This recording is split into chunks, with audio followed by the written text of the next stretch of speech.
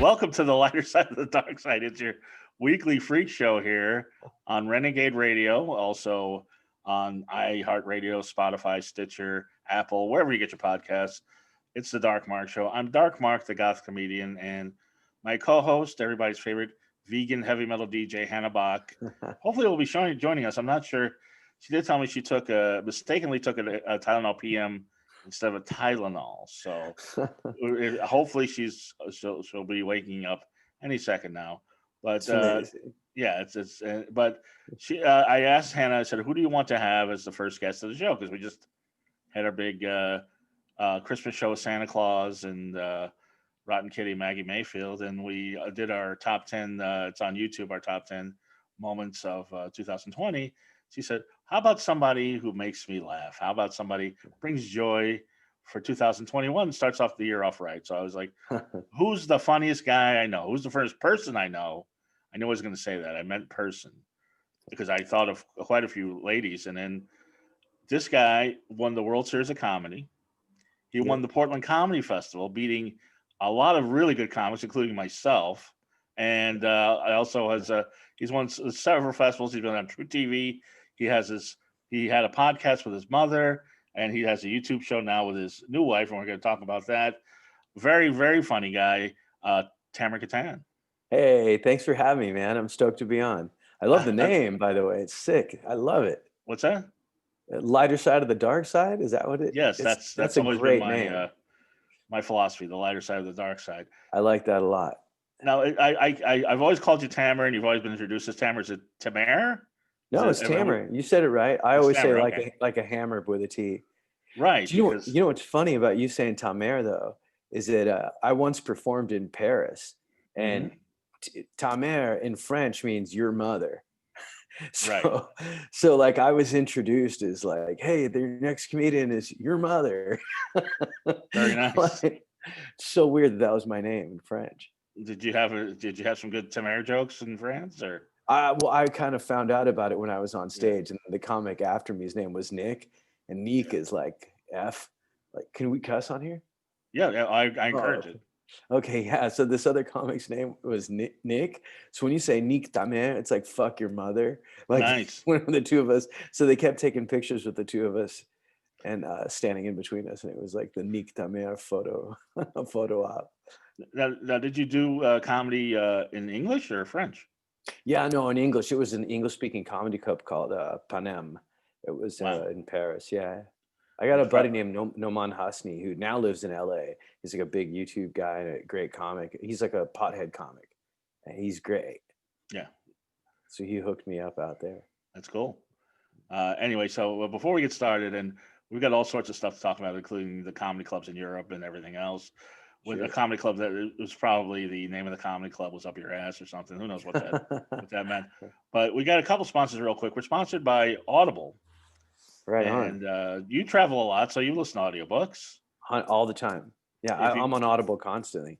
Yeah, if you go to audibletrial.com/DMS, audibletrial.com/DMS, it's the new year. I got new stuff for you.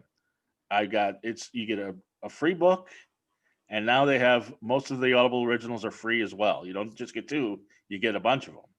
You can get the play by Kate McKinnon from Saturday Night Live. You can get Bob Newhart interviewing other comics. You can get the Alien 3. William Gibson wrote an alternate script for Alien 3. They acted that out.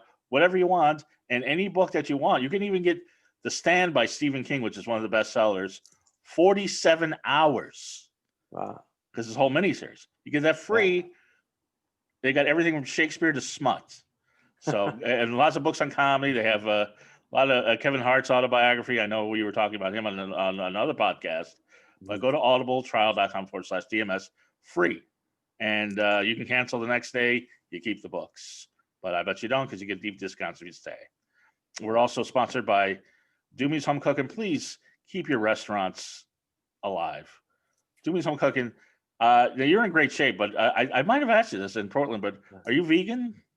No, I'm not. I love meat. Okay. Well, I'll tell you what, you'd love Doomy's Home Cooking, even though it's a vegan restaurant, because they've got, this would be a cheat day, because I know you work out and you you watch your weight. This would be a cheat date, but If you're having a cheat day, have a pulled pork sandwich. Right on. I Have a love shrimp it. po' boy. Have some chicken flautas. Biggest chicken flautas you ever had. All vegan. If I put it in front of you, you'd be like, "That was great, delicious," and it's there's no meat anywhere. The ranch dressing Wow. is a secret recipe. They have desserts by Das Baker. It's a goth themed vegan restaurants Right on. That's cool. on 1253 Vine Street in Hollywood, California. For our LA people, definitely go down there. Now you have to take the stuff out, but do what you can. And also, there's one in Culver City and one in Toronto, Canada. There it is, Ray's energy drink. My favorite energy drink, and if people know me. Yeah, get on the mic. If people know me, they know I love energy drinks, and this is the best. You've probably seen this at the gym, at GNC. Ray's energy drink. The best tasting and also 0 calories, 0 carbs, 0 crash. If you're listening to us on a podcast catcher or watching this on YouTube, there's a code where you get 15% off a case of Ray's. Nice. And it'll keep you up for days. I like it. It's a good name. Delicious. That's actually Phantom Freeze. Really good. Anyway, so that's enough corporate chilling. I've got Tamer Kattan. I was trying to think when I met you for the first time, and I have no idea. There it goes. I knew it was going. There goes the green screen. But I was trying to think when I met you for the first time, and as I get the green screen back. But I mean, you've always been around, and you've been a great comic for years. Thanks, man. But you're Egyptian. You were born in Egypt. Yeah, I was born in Egypt. Yeah, we moved to the States when I was 8 years. I don't know any other city in Egypt, just Cairo. Yeah, good guess. I mean, I was born in Cairo, and then we moved to Alexandria. We were back and forth between those two cities, and then we moved to the States when I was 8. Hold on one second. This is great. I love it. Anyway, so I'll be falling down all night. Anyway, so let me get back to the conversation here. Sure.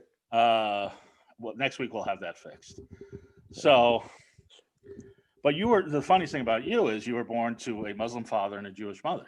Yeah, man, it was weird. Yeah. So basically, them having sex and giving birth to you is the solution to the Middle East crisis. You'd think. You would think. Yeah. It's true. If only anybody took lessons from your parents. Yeah, man. I mean, I think they're a great example of, it's not only that they got married and were opposite religions. They got married and they were super happy. Like my dad wasn't the greatest dad, but he was a great husband. And they loved the shit out of each other, and they were great partners for each other. And they just didn't listen to all the bullshit from people trying to divide us all the time. They weren't brainwashed by that nonsense. And are you saying in the Middle East there were people that did not want them to be together? Oh, dude, it was madness. The first time somebody ever used a racial slur towards me was when I was in my mother's womb. Like I was experiencing racism. The first time I heard racism was through a belly button hole. Ouch. Do you remember the racial slur? I'm just trying to figure. No, I was a baby. I think I still had a tail at the time, so I don't remember the exact phrase. But like my own relatives, I had relatives that didn't want to know me, because they said, "Oh, you're marrying a Muslim to my mom, so we don't want to meet the kid." And then they would say stuff like, "Oh, we'll meet him." And on my dad's side too, and they were like, "Oh, we'll meet him after you guys get divorced." Things like that. It was really fucked up. But you know what it's like when people try to push you against or push you away from someone you love. It usually makes that bond tighter. So I think it brought them closer together. It was they were very much had like a Bonnie and Clyde dynamic, It depends on the bond, though. I mean, I think there's some couples that couldn't take abuse like that. And, yeah, that's true. Your parents could. Yeah, that's true. I think it does strengthen it if there's the two of you against something bigger. Because I know just friends of mine that have been in interracial relationships. I've dated out of my race and seen the stares and things like that. But yeah, I mean, it shows that they have a great bond. And the other thing that's and you mentioned this on a podcast, and I didn't really think about it, but it's true. They say that if your mother's Jewish, you're Jewish. Yeah. And if your father's Muslim, you're Muslim. Yeah. So what the hell are you? Exactly. I'm an atheist. Yes, yes. Well, there you go. Yeah, man, it's crazy. Like it shows you how ridiculous some religions can be. You know, like according to their rules, there's no reason I should exist. You know, like I break the rules. So it's they just thought there was no way that those two types of people could ever meet. So I literally break the rules just by existing. I break the religions by existing. And I know all I know about your father is kind of from your act. And Yeah. honestly, even though I have a better relationship with my father, it sounds like they would kind of get along, just both kind of alpha male sort of guys. But your Yeah. mother, uh, she was on. You actually did a podcast with her at old studio comedy pop up, the called "They Tried to Bury Us." Yeah. And I also saw her on your acting reel. You guys were on a reality show where she was trying to set you up. Yeah. She's a bit of a ham. She's hilarious, man. She's super funny.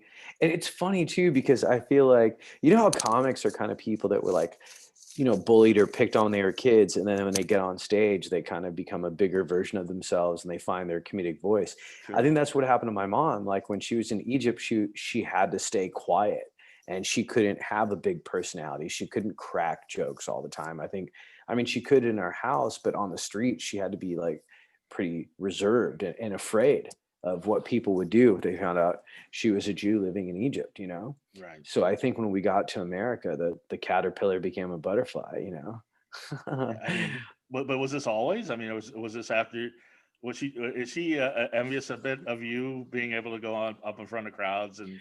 No, dude, she transcends, man. She is beyond a human. She's just like, she's unconditional love. Yeah. Totally. And she's my number one fan. She's like she's the best. I'm really, really lucky.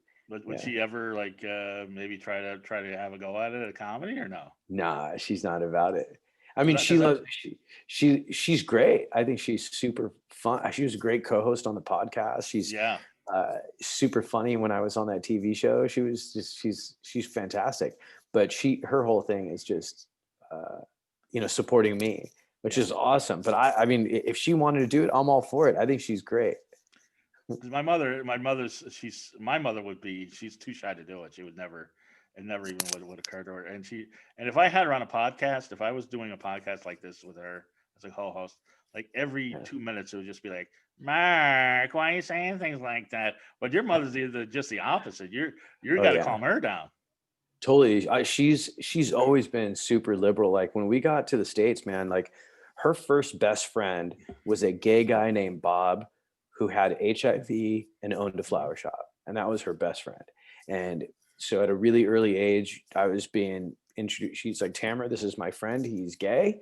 And Mhm. that's why he acts different. And gay people are the same as straight people. And she was just all about it. She didn't want me to be um too much like my pop. Like she wanted me to be a kinder version of my pop. But Right. she wasn't mad at my dad and she didn't judge him. She just knew that he went through some heavy shit when he was a kid. And she just wanted me to be a more empathetic person, you know? And then Right. so I was friends with gay people at a very early age and friends with trans people. I knew trans people before trans people were all over TV and stuff, Right. just because my mom was sort of like a mother to so many different kinds of people that kind of needed a mom, you know. And if you listen to the podcast, you'll see there's some pretty dark moments on the podcast where we're talking to people about what it was like to immigrate from like Ukraine or from Moldova or Iran and Mexico. And there's moments where people are talking about really heavy stuff. My mom interrupted like this boxer, this really gnarly looking boxer that had tattoos Mhm. from head to fingertips, you know. And she goes, "Can I hug you?" Like in the middle of this really Right. dark story. And it was exactly what the moment needed. And, he just turned into a big brownie right after Sure. she gave him a hug. He just melted, you know? Yeah. So she's rad. No, that's what I should explain. Is the podcast is you with a different guest from everyone from a different country that's Yeah, immigrated to the United States. exactly. I mean, my mom and I have been here since we were kids. My mom, loves America and she's Yeah. such a patriot, and so she's never had any problems here. And she's a big personality and fun. And we've never had problems with anybody. And then I think like when the real divisiveness and nastiness started happening in this last presidential time. Like a lot of racist behavior started coming out towards her, a lot of really negative treatment. And as a comic, I'm like, I gotta be constructive about this and not go down a dark route and do ugly things. So I'm like, hey, let's make a podcast and just show people what real immigrants are like, instead of and how real immigrants are the American story. Like everything you saw on TV was shithole countries this and desperate people that. But I wanted to show people the story. It was basically a really simple podcast. Every episode was 3 acts. What was your home country like?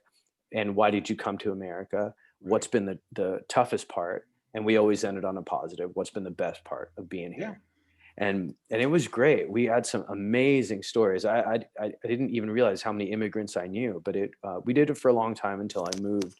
And, so of course it's a little bit tougher to do together now. Sure. Yeah. Well, I mean, with the Zoom, it's kind of, what's been good about the Zoom is I interviewed with somebody in Germany, Thailand, you're in Spain right now. So it's brought the world closer together. But I mean, I don't want to, especially today, I don't want to get on a political rant. But no worries, I get it. We're all tired. But what's great about that is you're showing, if people listen to somebody's experience and somebody's story, it humanizes it. 100%. That's exactly right. Everybody can relate to it. Everybody struggles in their own way. Yeah, man. And dude, I grew up punk rock. I've been a fan of punk rock music since I was a kid. And and the last few years have made me realize that I was right when I was in 8th grade. Like I had a t-shirt with a fork and knife through it, and it said "Eat the Rich." And my dad used to get so angry at that. He was like, "Oh, it's bad to make money. Is that right?" But it was just, no, it wasn't about that kind of rich. It was about people so rich that they could manipulate governments and stuff. And so when I was a kid, I just knew instinctively that, really, really powerful people are dangerous and they're not on our side, so I grew up listening to punk rock and I was gonna really get into that because I know you're heavily tatted. When we were in Portland, you were showing me your Misfits shirt and everything else. But so you got to America. You were like 8 or 8 years old. 8 years old with a big afro, which if you're looking at it now, dude, YouTube, I miss that. Hard to believe. Yeah, I look ridiculous with an afro. I probably look like Mr. Cotter from Welcome Back, Carter. If I had a mustache when I was a kid, you look exactly like him. and he's Jewish, so there you go. That would. You're right. And speaking of that, I know that you rail against the white Jesus on something I saw of yours. And here's the thing, but when black people say Jesus was black, that's not exactly accurate either. Yeah. Jesus was Israeli, and if you see Israelis, sure, they look like me. They look like Egyptians. They look like Iranians. They look like it's a whole Middle East kind of thing. So he wasn't. To me, if he existed at all, he wasn't white and he wasn't black. Yeah, he didn't look like Chris Cornell, and he didn't look like Snoop Dogg. He looked more like Osama bin Laden than either one of them. Totally. Yeah, I agree. Yeah. Weather changes people. That's what we know for sure. If you live in a certain area, based on weather, you could totally predict how someone's going to look. Weather is what makes us look different from each other. That's it, not anything else. And so if we know where he's born, Egypt, and we knew where he grew up in Israel, then we know his skin color and coloring probably looked a hell of a lot more like me than the Jesus that they put up on pictures in Utah. Basically, what I'm saying is Tamer Kattan is Jesus. That's what I'm saying. But so you got to America and you were bullied. Yeah. You were in LA, right? Yeah, we moved when we first moved. We went straight to East LA because it was we couldn't afford to live in a nicer part of town, and East LA was rough in the 70s and 80s. Yeah. Did you ever? I know this is a weird question, but did you ever try to pass yourself off as Mexican? Yeah, the Mexican kids actually embraced me. They were cool with it. They thought, like, I had this joke that I used to say that, when you get to elementary school, when recess happens, it's like a prison. All these miniature gangs start to form in the yard, all by race too. Absolutely. And so Mexican kids kind of, they're like, hey, you're Egyptian, we're Mexican, you got pyramids, we got pyramids, come hang out with us. And so I mean, there was even a time where I was going to join a Mexican gang just because the Really? neighborhood I was in. Yeah. I mean, they were cool to me. They, and I was cool to them. And it wasn't because I wanted it to hurt anybody. It was, or that I felt in danger. Really. It was just because I was an only child, and all of a sudden, and I was surrounded by family in Egypt, and now we're in East LA. Both my parents worked 2 jobs. I never saw them. I was always alone. And then all of a sudden I had these kids saying, "Hey, come hang out with our family. This is a family." So it was like being in a gang was like, I was being recruited as if I was being recruited into a cult. You know what I mean? Yeah, no, I know exactly what you mean. Yeah. Sorry, my neighbors. I don't know if that's No being on the worries. mic, but no, it's no, I know exactly what you mean. But I would think being in East LA, not a lot of Egyptians, so you kind of go with the flow. It reminds me when I was in jail because I was in jail for a couple of days because of a traffic thing, and everybody segregated, and Yeah. like I was in a cell with probably 50 black people, 50 Latin people, and me, Mhm. and I was like, well, where do I go? And they didn't really have an answer, and then the Mexican population let me use the phone. So it's kind of I was kind of there by default, I guess. But Yeah. so I kind of I can relate to that. But Yeah. and you said it was about the '80s, so you bonded with them listening to the Smiths, I'm sure, and No, I was more into heavier stuff, but yeah, I used yeah, to make fun of some of the guys that listened to it. Yeah, it was a trip. yeah. No, some of the most hardcore vatos, man, they love that Morrissey. Yeah, dude, it's wild. I used to ask them about that. I'm like, what is it with you guys in Morrissey? And especially some of the kids that like just moved here from Mexico. And Yeah, I was like, what's up with Morrissey? And they're like, oh, dude, it's because, in Mexico, when they play mariachi music is about lost love. And if it's not about lost love, it's not mariachi. He says, so when he got to America and we listened to Western music, there was nothing like that until we heard Morrissey. And then we're like, I've oh heard my that God. explanation before. Yeah, Yeah. So it was a trip, dude. There's even a really great band called Mexicacy. And they sing Morrissey songs in Spanish. They're right, awesome too. They're so good. right. And then Morrissey opened for Jaguares at the Forum once, and Oh wow, that's cool. I didn't know that. yeah, he had a whole tour. Viva Esteban. That's rad. But Yeah, I was going to say Mexicans are dope. yeah, before your mustache threw me, you did have Yeah. kind of when you were clean shaven with the bald head, you kind of had a racially ambiguous Vin Diesel rock sort of thing happening. Yeah. So you could pass for pretty much anything. Yeah, dude, that's the thing that's so funny is like I feel like I'm pretty lucky that way. At least when if I'm traveling, whatever, in almost any country I've been in, it's pretty I don't usually get too much shit. Like I remember I was in the south of France one time when I used to work in advertising. And during the day I was in a suit, for this big it was at the Cannes Advertising Awards. It wasn't film. It was like the week after. It was for Okay. advertising. And I was in this hotel in Nice. And as we decided after the festival to spend some time in France, and I went to Nice, and I was going to go see a French band play Beatles music, and I heard it was dope because they sing Beatles songs but with French accents. So Right. I'm like, oh, I'm going to check this out. So when I was in my suit, I went up to the guy at the hotel and I'm like, hey, do you know how to get to Old Town Nice from here? He goes, oh yeah. He starts giving me directions, and he goes, yeah, there's a stairway that you see, and it's literally like an underground part of the city. And he Mhm. goes, but sir, please be careful. It's dangerous there. And there's a lot of pickpockets and criminals and stuff. And I was in a suit. So I'm Right. like, okay. So I go upstairs, I change, and then I'm in my jeans and a t-shirt. And the tattoos, yeah, I'm sleeved. And I start walking through the streets, and I get to Nice, and I hear these kids start yelling something at me in French. And I'm like, what'd you say? And they're like, something, something, marijuana. And I was like, oh no, I don't want to buy any weed. And they're like, no, no, no, no. Do you sell weed? Oh, that's So like a weed dealer. yeah, man. So here he was trying to protect me from the criminals. And as soon as I got into the street, they thought I was one of them. Cause like all the people in the street were avoiding me in France. And I realized that in France, it's the Middle Eastern looking kids that are like the Black and Mexican kids of that country. Okay. Like those are the kids that get in trouble. The kids that are North African who go to France. Those are the kids that are selling Right. drugs and getting in trouble and stuff. So when I was walking down the street, people were kind of moving away from me and stuff. And I was like, whoa, this is weird. That's Yeah. great. Yeah, it was a how trip. wild is the Cannes Advertising Festival? So we've seen the Cannes Film Festival, and there's nude women on the beach, and it's wild. How Yeah, it's wild not do the that wild. advertisers get? Is it even worse or what?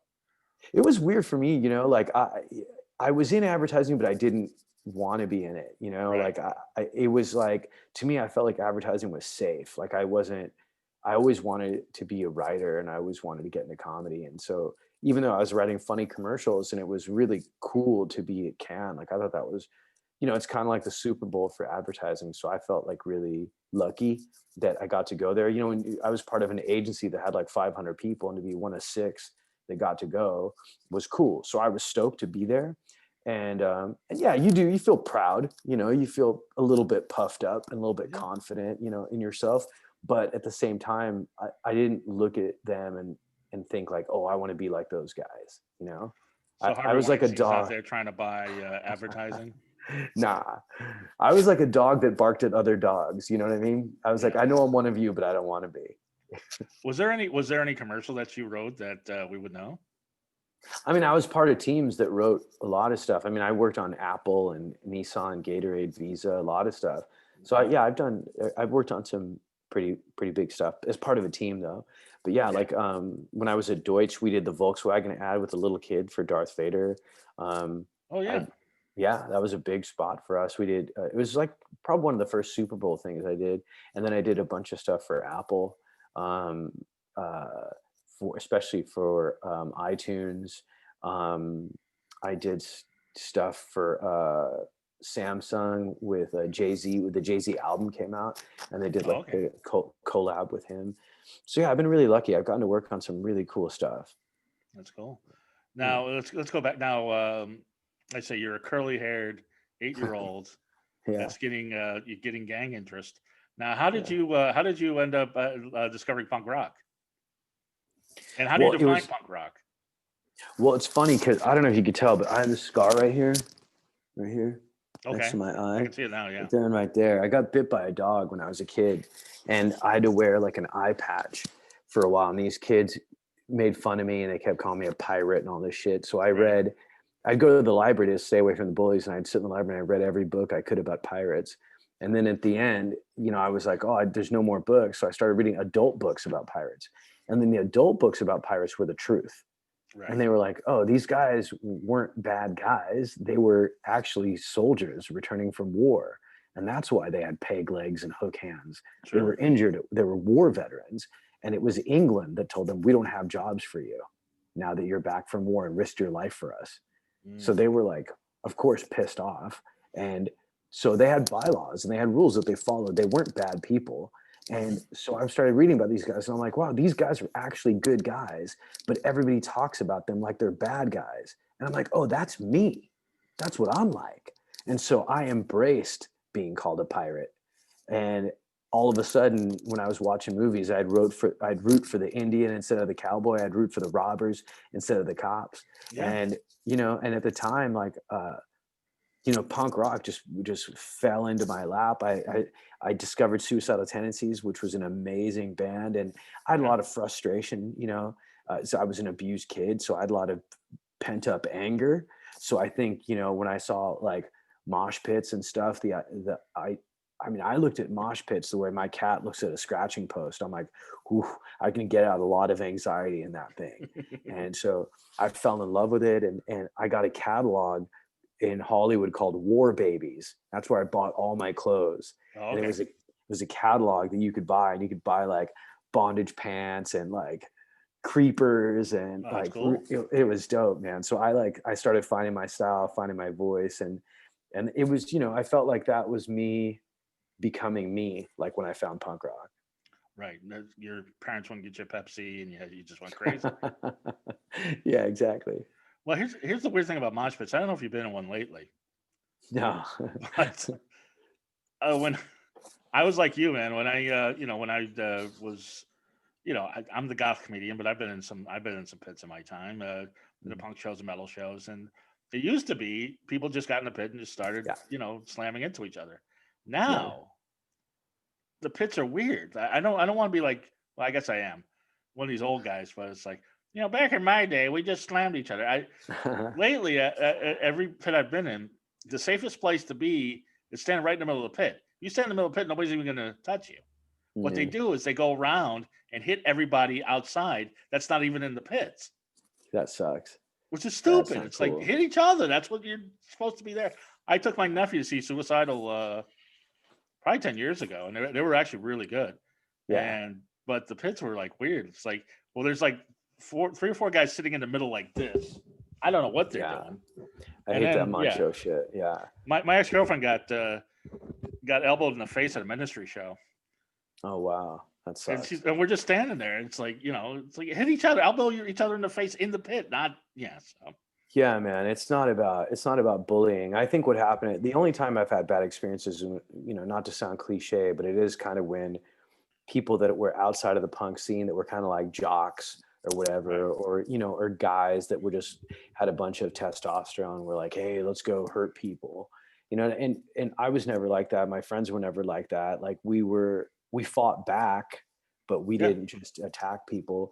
A lot of us, just like a lot of my comic friends, were rescue animals, and so for us it was a release, but it was also a form of bonding. A mosh pit. I made friends in mosh pits. There were guys that accidentally elbowed me in the face or hit me in the nose, and I had a bloody nose, but that same guy would pick me up off the floor. Next thing you know, the two of us were drinking a beer together, and then I was friends with that guy for 15 years. You know what I mean? Like that's what that pit was. If you knock someone down and it was you helped them up, it was about the energy of the pit. It wasn't about you trying to be a star and hurt people. Right. So I don't know what these kids are doing these days.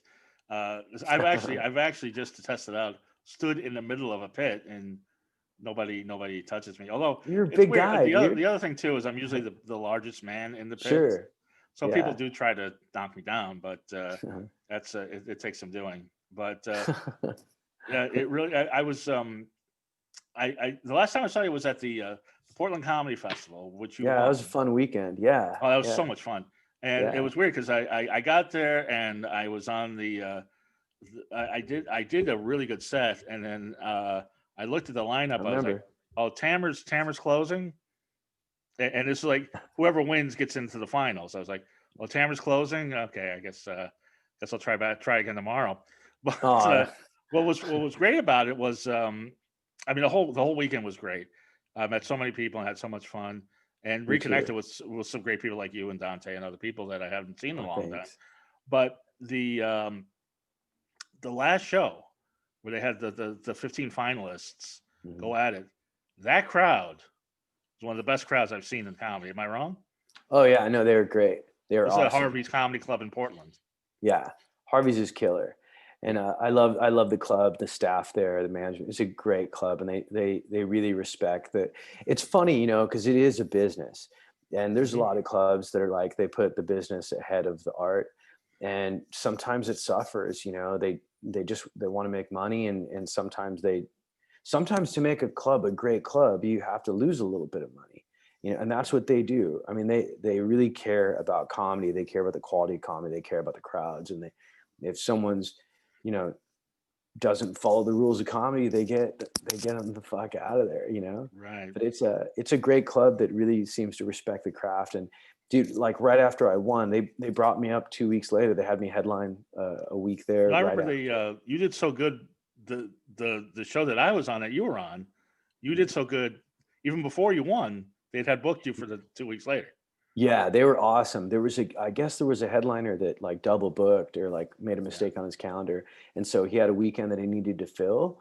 And it was actually, there was an open mic after the official, the festival had ended. And then they had like an open mic, and I stayed just to try out some new material. And so the owner of the club was there.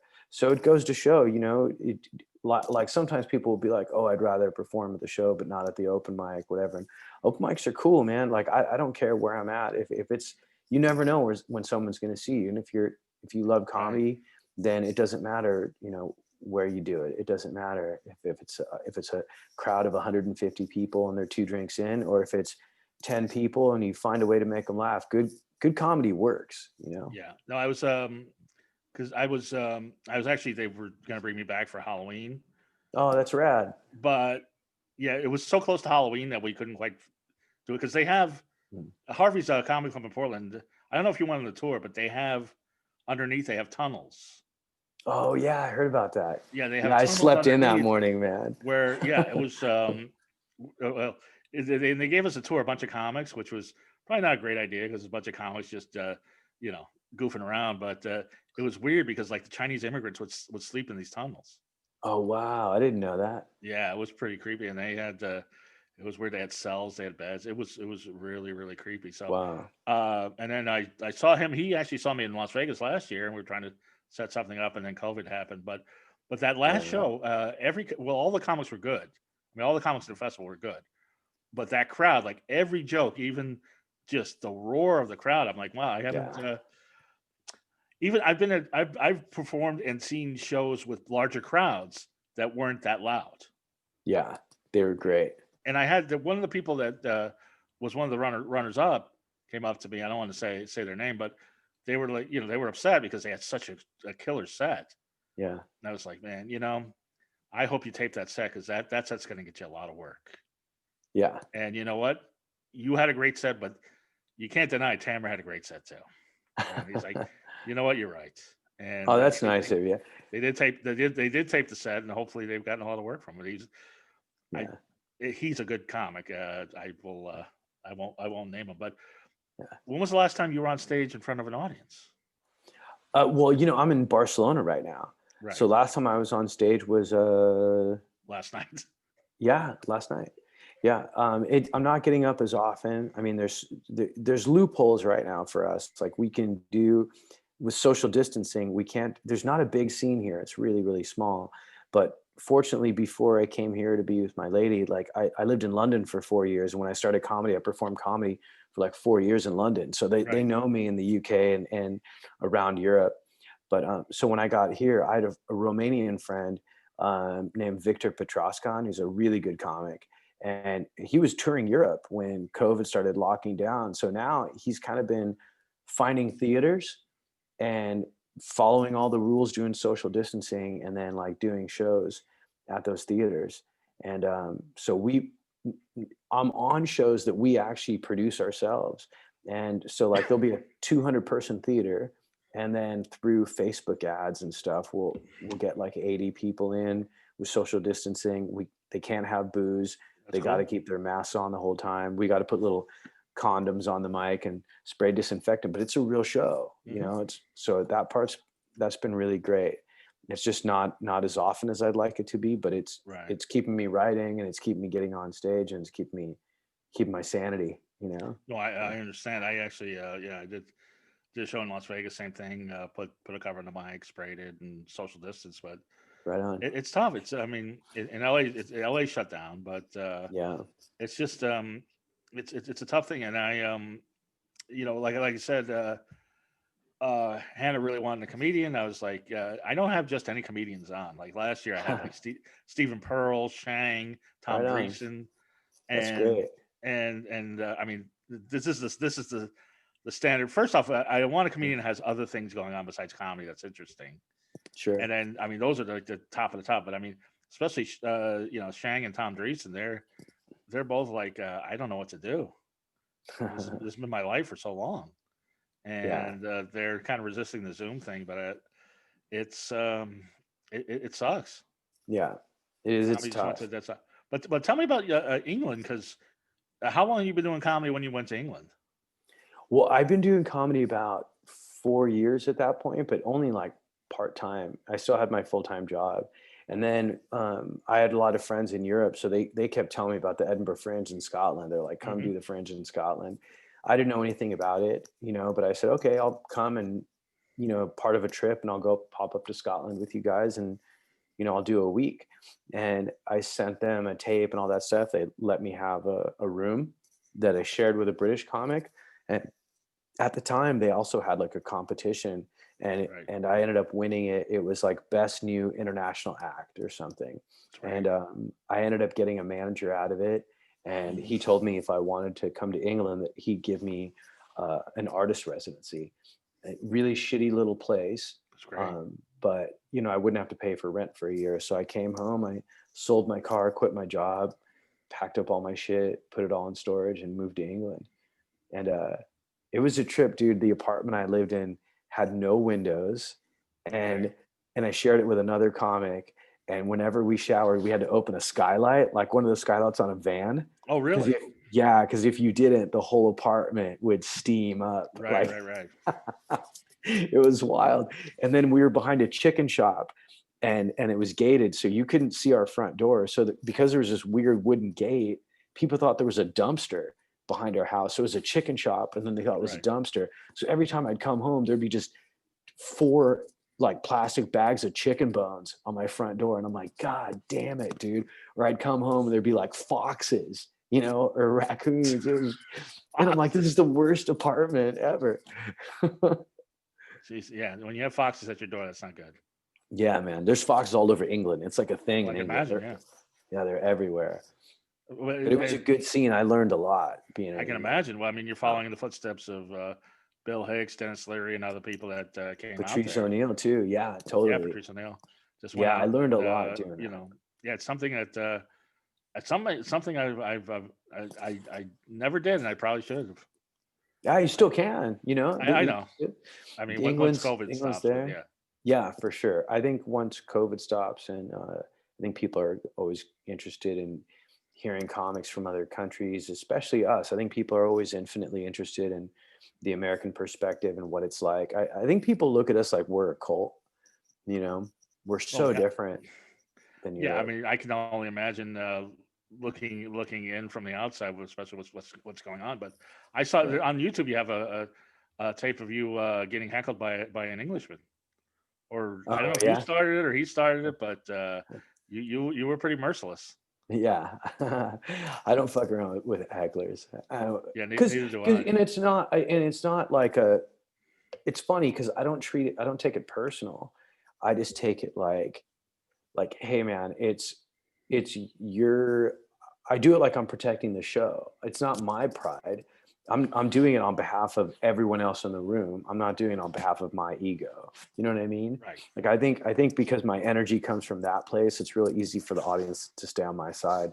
So I don't, because everybody loves justice, but nobody likes over justice. Right. Nobody likes when it gets to be not fair. I don't ever want to be a bully Well, myself. I don't know. So I've seen some heckle videos on YouTube. Some people do like that, but Yeah, I mean roast battles and everything else. It's like sure. it's sometimes, Yeah. but yeah, I'm the same way with hecklers. Just if I just want to set everything. You want to set everything back to where it should be, but Yeah. it's I've had and I've warned people. I say you really don't want to go down this road. Yeah, right. It's so And crazy that people do stuff like that, but they don't know. I mean, sometimes they genuinely don't know. Sometimes they're just trying to be part of the show, and I usually give people a pass the first time, yeah, second time, and then I'll explain it to them, be like, hey, you know what, let's have this discussion after because everyone's here for a show, whatever. I try to be cool, yeah, but then after that, then it's like, all right, the show's about you now, and you're not gonna like it. yeah. But you always have the Zen energy, and you always have. Even when Oh, thanks, man. even when I first met you, you just have this calming energy. Because there's a lot of people, some comics that are just always on, and then Yeah. you're just sort of always you're always in a semi-meditative state. And if somebody comes up to you, then you engage with them, but you're not somebody that just like kind of goes, oh, "Hey, how you doing?" And one of those guys, Yeah. I was pretty wild when I was a kid, and I used to have a pretty bad cocaine problem. And I think like Right? cocaine, burned a lot of my gas tank out. And I think Oh, is that before what it is? comedy, Okay. oh yeah, man. Like I think before comedy, I was just like this dude that I had a lot to say, and I had a lot of opinions, and I had stuff I wanted to express, but I didn't have an audience. So whenever my friends became my audience or strangers became an audience, but once I found comedy, all of a sudden I was on stage every night. So then when we got to a party, I'm cool. I Yeah. was full. You know what I mean? It's like I was full from comedy. It made me feel like good. So I could Yeah. just go to a party and chill out and relax and have a good time and still engage with people for sure, but let other people have the stage, in a Right. way, and be able to sit back and listen and get jokes out of watching them tell bad jokes. Right. My experience has always been that the one who's always the loudest and talks the most usually has the worst set. Oh, that's funny. Yeah, that's true. I mean, That does especially happen a lot. Yeah. if you're dropping to an open mic or something, and somebody's just really trying to off stage to prove something to you, it's like just Yeah. prove it on stage, and I mean, but so how did you get from punk rock to cocaine? How did that happen? Yeah, what did Robin Williams say? I think he said, cocaine is God's way of letting you know you're making too much money. And, I was a young guy. I was working at some of the best ad agencies in the world and making a lot of money. And I didn't have kids. I didn't have a wife. I didn't have Right. anything. And I didn't have I didn't care about cars or anything like that, So, um, like I told one of my friends, like, I was never addicted to drugs. I was addicted to not feeling sad. Right. I was the very definition of a clown. Like, whenever I was sad, my friends would just be like, "What's wrong? Why aren't you being yourself?" It wasn't like, "What's wrong? Like, can I help you?" It was, "What's wrong? Why aren't you making us laugh?" You know what I mean? Right. Right. And Oh, and I know I, exactly what you mean. Yeah. and I don't blame them. It's kind of sweet in a way that it's nice to feel needed, but Hmm. it wasn't good for me, because then I felt like I couldn't talk to anybody when I was down. And then so Coke would fix that problem for, in 7-minute increments, So I just kept having to take it all the time. And then at the time I was dating a girl that was a head bartender at Chateau Marmont, which is, where Oh, many forget it. celebrities overdosed. That's where And Belushi overdosed. That's yeah. exactly. And a lot of people don't know this, but if you're a head bartender at a fancy place in LA, usually drug dealers give you free samples, Right. because then the tourists will always ask bartenders, "Hey, where can I score?" So my lady used to come home and bring, you know, kind of Apparently, fake Courtney Love and drugs. Steve Coogan had a 2-week bender there that they're still I heard talking about. about. That's so funny. I heard about that. Yeah. Chateau Marmont is yeah. If Yeah, it's a crazy place. yeah, I don't know about now, but I don't know how they socially distance the coke now. But I'm sure they're different. But I mean, geez, we've been going so long, and I haven't even asked you about your love life, because you have a bit in your act where you talk about an ex girlfriend, Yeah. Michelle, Yeah. and you talk about her by name, Yeah. first and last name. Yeah. Have you gotten blowback on that? Yeah. Hey man, she's a bad person. Like, look, I don't do it in a.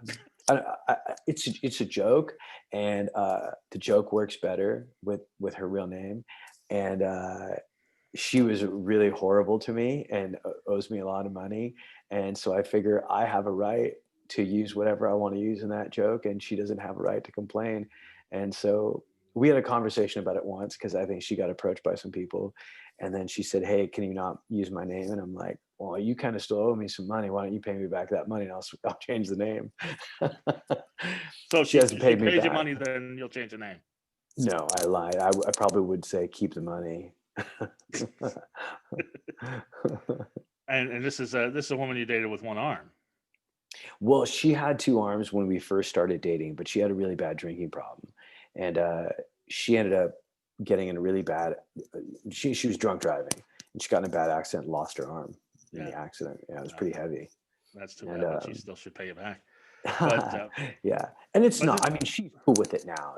That was. I mean, we were kids when that happened, and I think that there's a little bit of her that likes it. Like, even when she asked me, she's like, I can't believe you used my real name. She's smiling when she says it. Like, I yeah, think she gets a little kick out of it. I'm sure she does.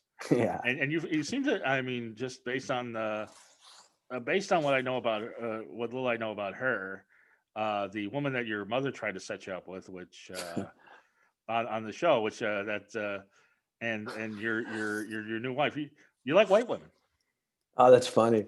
Yeah. Well, it's funny. It's not that I think my mom was just ready to set me up with anybody, but the girl she was trying to Well, she set me up, seemed from Central Casting. Come on, that was an yeah, actor. yeah. I mean, she was the host of the show. My mom kept trying to set me up with her, and she at the time she was married to like an NFL player. So I'm like, oh my god, mom, please stop.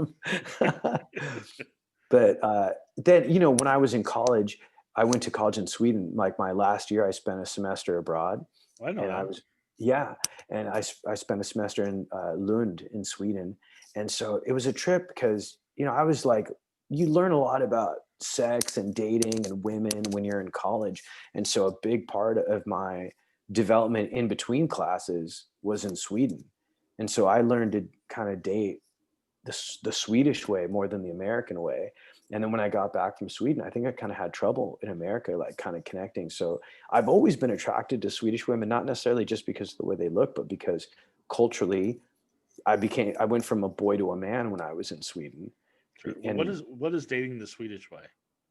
well, you know, it's like even in like the Nordic countries, you know, when you say stuff like let's go Dutch, right? Yeah. Scandinavian culture is very 50-50. It's very equal, which is great.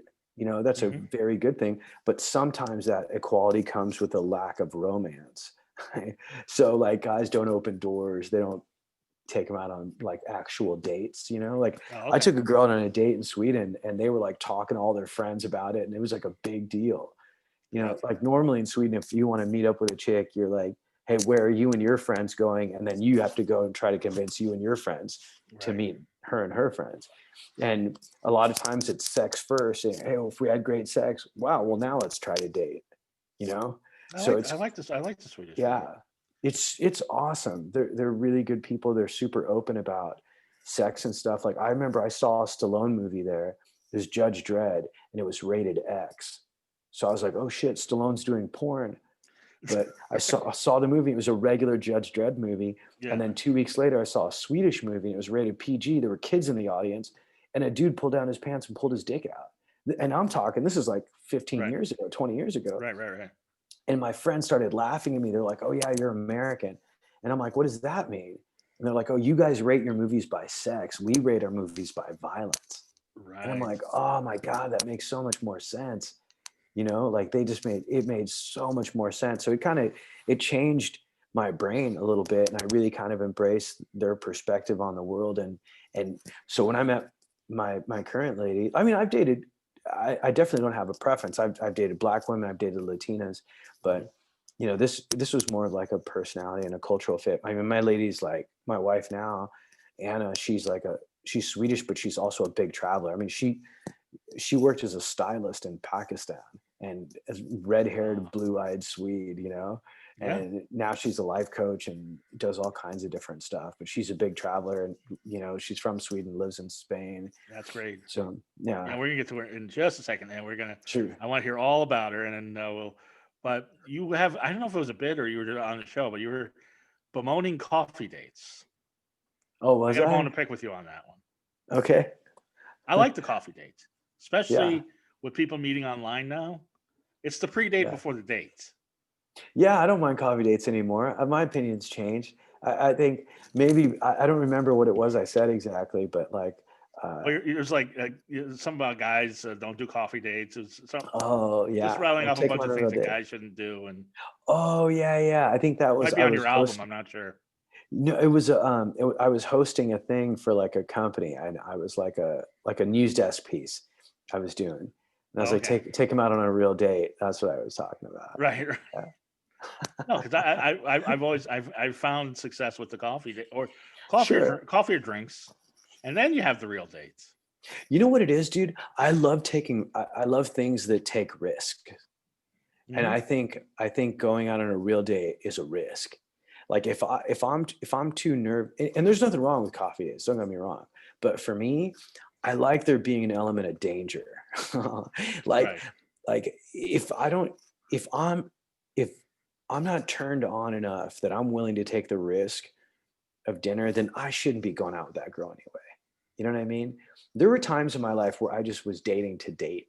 Right. And I didn't need to waste my time like that. So then I just decided if I'm going to go on a date, it's going to be a date that I'm convinced I want to take to dinner, where I'm willing to take that risk. Okay. But coffee's cool too. You know, it was just me. I like a little bit of a risk. No, I know. I've been on dinner dates where it's like, you know, around the salad, you're like, I really want to go, but you gotta stick it out. And then the other thing about coffee dates is I don't drink coffee. So that's always a good conversational piece. Although I did have a woman tell me she questioned my manhood because I ordered a chai latte, but that's a whole different story. Jesus.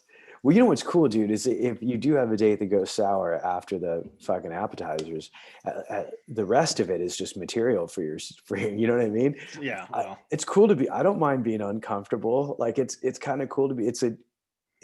It's good to get out of your comfort zone sometimes, or hang out with people that you normally wouldn't hang out with, or. So even when I've been on dates where the date went real bad, I kind of try to hang in there and like try to like just be curious about the person, you know? right. No, the worst date I ever was on, she got in the car. I picked her up in North Hollywood, and she was beautiful. She actually red hair, blue eyes, totally my type. And she gets in the car. She's like, "So you're a comedian, huh?" I'm like, "Yeah." She's like, "Do you know any N-word jokes?" Whoa. Interesting question because honestly, I know some. I don't tell them. And Yeah. then we went to see this band at it was this a long time ago in Silver Lake in Spaceland, and Oh wow, I remember Spaceland. yeah, so I finally got the conversation off overt racism and on other things. And then she's like, "I'm gonna go to the bathroom," and she went to the bathroom, never came back. Whoa. She like snuck around me and had a friend pick her up. Wow. That's That's not a good fucked up. date. Yeah, Yeah, and too, she's weak, dude. There's yeah, nothing but where like a lot of women will talk about like, or they want a strong man. I want a strong woman. yeah, I don't like weak people like that. That's whack. but yeah, I should have just screeched the brakes when she started with the N-word jokes. But Yeah, there you go. I mean, she's a weak like, you know, usually people that are super racist are super weak, you know, it so was she's probably, insecure at the least. yeah, But yeah. here's the interesting. There's a lot of interesting things, and you're starting a YouTube channel with your wife, who apparently is as much a ham as your mother is. So there's something there. And Yeah, she's I want to funny. get to what your mother thinks of everything that's happened. But you met Yeah. her on Bumble. Yeah. We I met gotta on tell you, Bumble. I was on Bumble for over 2 years. I didn't. By the way, Bumble is where the woman makes the first move. The Yeah. woman sends the first message. I I was on like Bumble for it. 2 years, never got a message. Well, you know what's funny, dude? I've been on Bumble too for a while, and I didn't really dig it, but I was in New York. It was quarantine. We were in a Mhm. heavy lockdown at the time, and Bumble had this thing called Passport, where you could, you know, check out girls in other countries and like be in other countries. And when I was a kid and we didn't have that much money and I wanted to travel, I would kind of just go on the internet and like look at Mhm. pictures of the places I wanted to travel to, or look at videos and stuff. And it was my way of traveling to places, you know, Right. like in my head. And so that's kind of what I was doing with this Bumble Passport, but I didn't think I would click with someone the way I clicked with her. And so it was crazy, you know, that we just met on Bumble, and the day I started talking to her, like we just spoke every day. And What was her first message to you? I think it was she's actually embarrassed by it because she knew I was a comic, and then I was like, oh, she's really hot, but she's got a Mel Brooks tattoo on her forearm. So Right. she's a hardcore comedy fan, and the Swedish comedy scene is strong. Right. And she's from a town in particular that's like got a really strong scene in southern Sweden called Hmm. Malmo.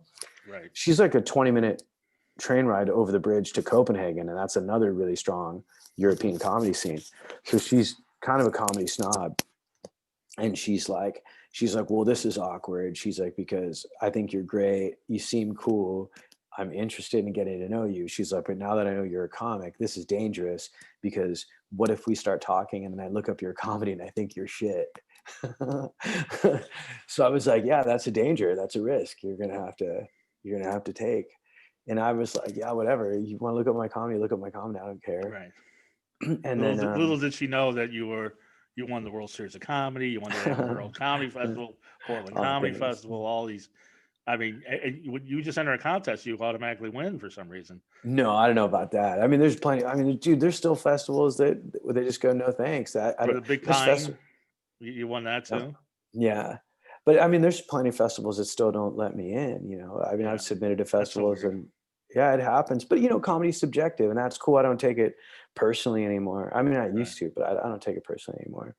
And then, you know, we just started talking. I think because it was COVID, and because I had so much time just to sit and Hmm. reflect and just be in this tiny I was living in the Lower East Side in New Wow. York, and my apartment was small, dude. And it was like a real lockdown in New York. It was heavy. Yeah. And the sub, especially, I mean, the sub, nobody was on the subways. So if the subways aren't running, people weren't really traveling, you know? In California, we had our cars, but in New York, so I was like really locked down. So when we talked, I was just super honest with her because I didn't think, I'm like, what's the point of lying? It's not like she's across the street. I'm not trying to get laid. I'm just talking, you know? Right. So when she asked me, I was just brutally honest. And then it's like, it's almost like like being a dancer where you lead and they follow. But she kind of led with the honesty. And then I followed and was like super duper honest and unnaturally honest, I'd say, you know? And then it kind of got fun where we started like almost challenging each other with asking more and more personal questions. And all of a sudden, after doing that for a month and a half or so, I felt like so close to her. And we went from phone to FaceTime. And then from FaceTime, I was like, I got to go meet this girl. And I did research. I already had COVID in March, and I had a test, you know, a piece of paper that's, yeah. And I had a piece of paper that said I had the antibodies and everything from the hospital. So there were laws that said I could go to Spain. So I got my plane ticket and I was going to go to Barcelona. And then while I was in the air, they changed the law. And I landed in Barcelona and they said, you can't come in at the border. So they stopped me at the border. Yeah, man. She was 500 feet away from me. And they took me straight to a police station, took my passport, searched through all my shit. You know, thank God I didn't bring anything, you know. And they put me in jail, kept my passport. The next morning, they gave me a lawyer and a translator, told me about my rights. And then they wouldn't return my passport. They walked me onto the plane after the plane was already full, like Hannibal Lecter, dude. Like I was escorted on by cops. Wow. And then they gave my passport to the airline attendants and said, you could give this to him in London. And then even in London, they wouldn't give me my passport because they said London was totally locked down. Even the hotels were all closed.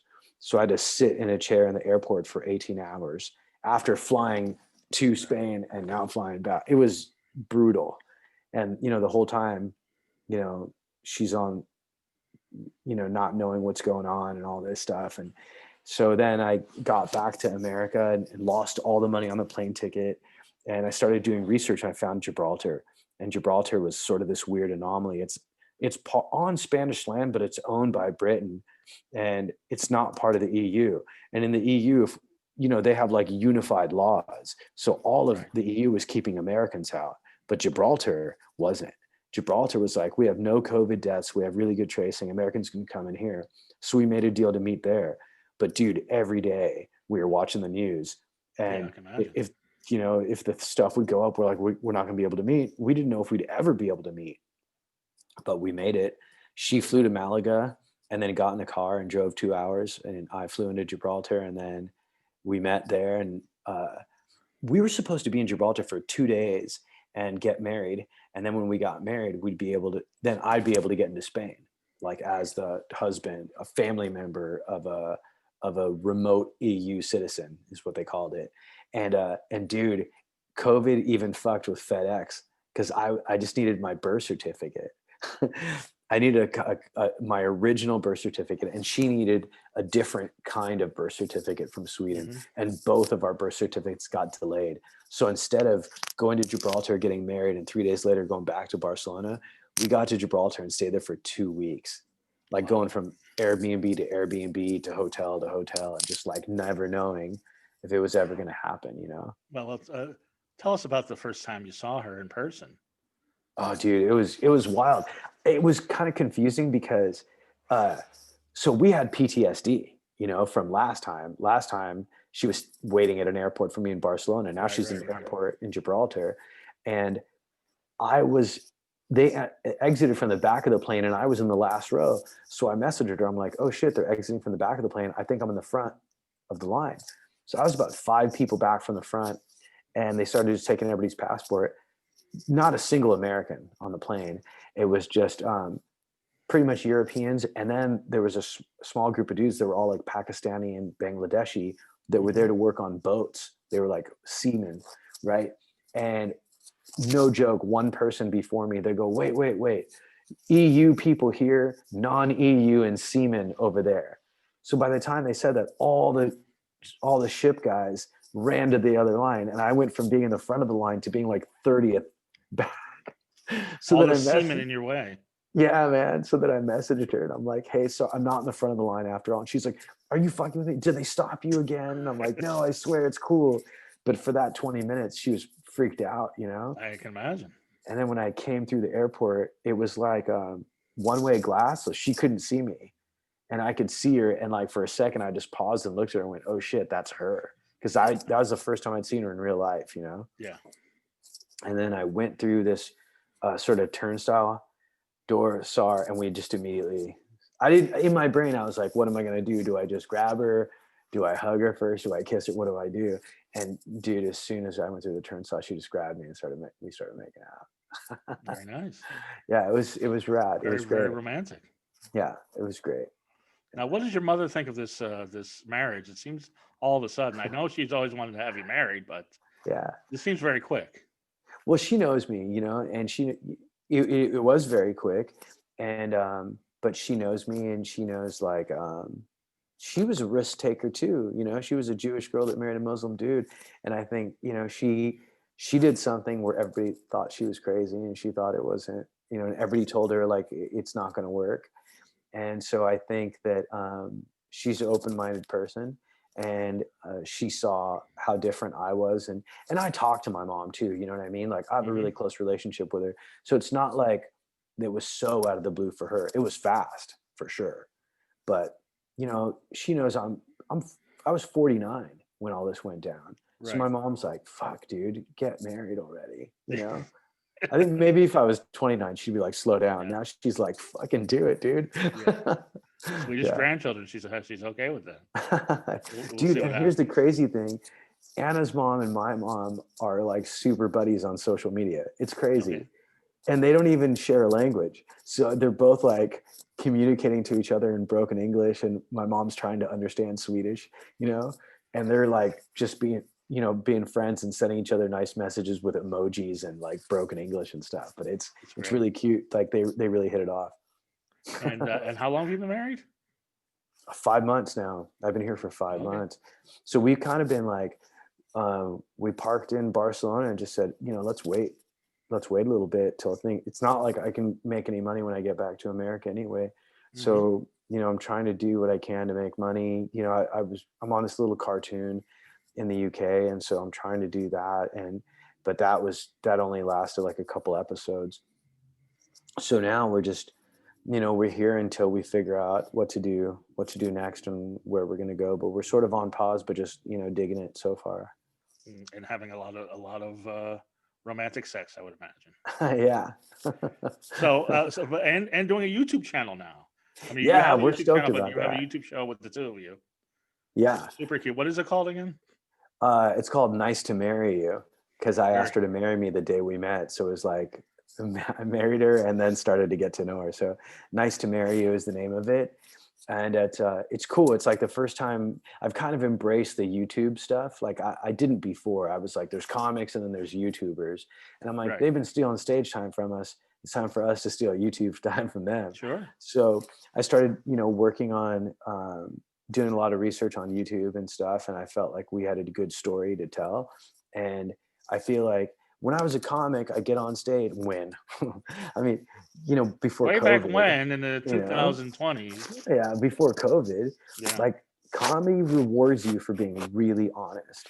And I just felt like we had a really kind of a unique relationship in the sense that I'm really uncomfortably honest with her.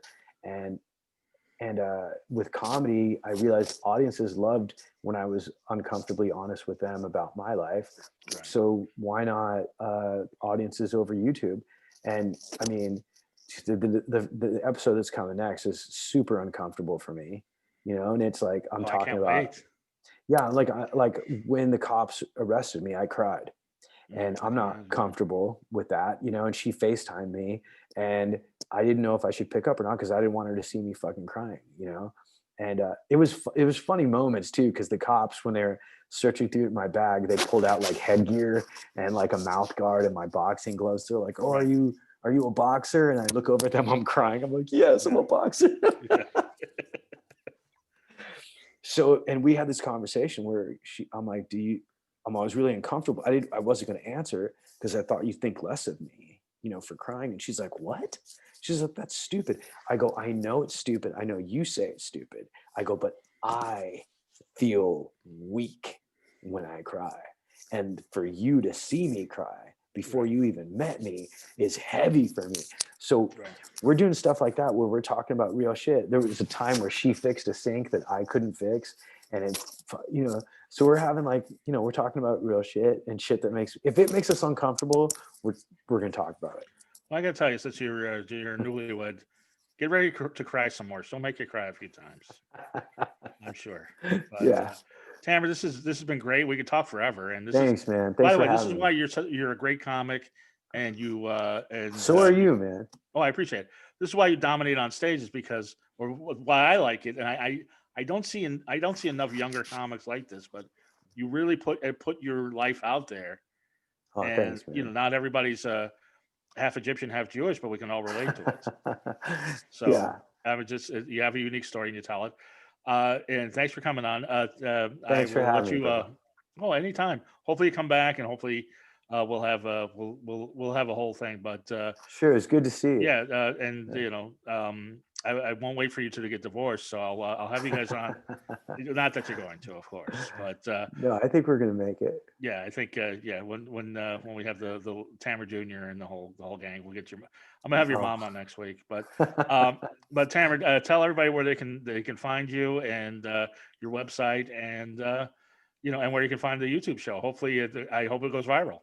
Thanks, bro. Me too. So far, it's going great. We just put up the trailer, so if people can follow on YouTube, if you just look up Tamer Kattan and subscribe to my YouTube channel, it's called Nice to Marry You, or just Tamer Kattan. It's TamerKattan. On Instagram, Tamer Kat is a good place. Also, I keep people posted on what I'm doing there. And those are the two best places. I have my website as well that lists shows when shows start happening again. Mm-hmm. But in the meantime, Instagram and YouTube are the best place. And by the way, does your wife know that you were in a movie called Pervs? She does. Yeah, man. It was one of the first things she saw. When you go to the IMDb, it comes right up. And I was like, I know everybody in that movie, so I haven't seen it. I got to check it out. Yeah, Felicia did it. I never even knew about it. Yeah, man. It was a really great documentary. It was really great. On comedy pervs. No, actually on a female comedian who was a sex worker. And she was talking about being a sex worker and being a comic, but really just wanting to be a comic, and what people thought of her and how it affected her and stuff like that. It was really honest and real. And some of the feedback that they got during the interviews, there's definitely some surprising turns in the documentary about things that a lot of the comics went through in their lives. It was really honest and raw and great. Sounds cool. It was beautiful. I loved it. Anyway, Tamer, you give everybody hope. There is love. Oh, thanks, dude. That's even really in the nice. age of COVID. Yeah, man. And everybody go to Goth Comedian on all social media, and have a wonderfully creepy week. Bye.